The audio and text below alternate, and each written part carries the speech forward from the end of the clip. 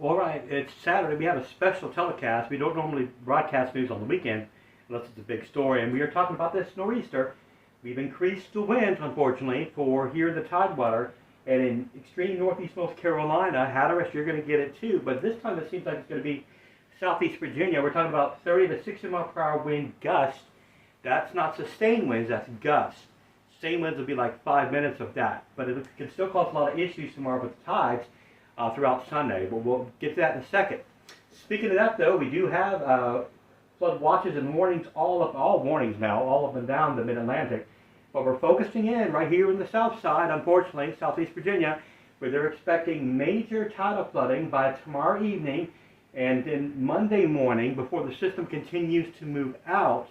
But it's going to cause a lot of problems, and the rain, a few inches, but we can handle that, but we can't handle these high tides. So we're going to get to that in a second, but we have the gauges showing the forecast high tides, and you can see clearly that these are going to be up there pretty high. Sewell's Point, all the way over to Smithville, 5.2. That could be a record for them. Elsewhere, though, we're still looking at if this all plays out, if it does, we're looking at the highest tides we've had here in about 10 years since Hurricane Keene that lurked offshore that never made landfall. Thankfully, it did not.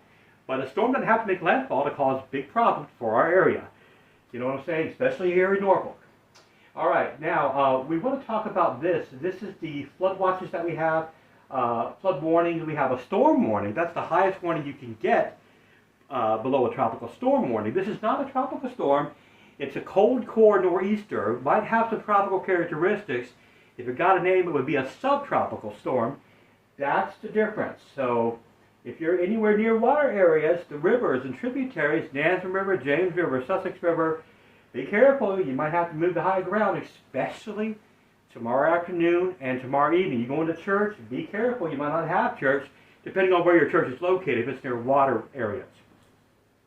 All right, so here's the highest tide we've had. We had a 33 storm, and then Isabel 7.9. Irene was a 7.7. And then we also had the November nor'easter of the 7.5, and then Hurricane Sandy of the 6.8. So again, you understand why we're a little concerned. The main issue with this storm is going to be the wind. That's going to push that water into all these rivers and tributaries. Nansemond River, James River, Sussex River, Zuni River, Blackwater River, all those. Not to mention, down in Buxton, you could have the same effects. And that's where they've already had like 10 houses that have fallen to the ocean. This is not welcome news. It's going to be a big storm. Could be the worst we've had.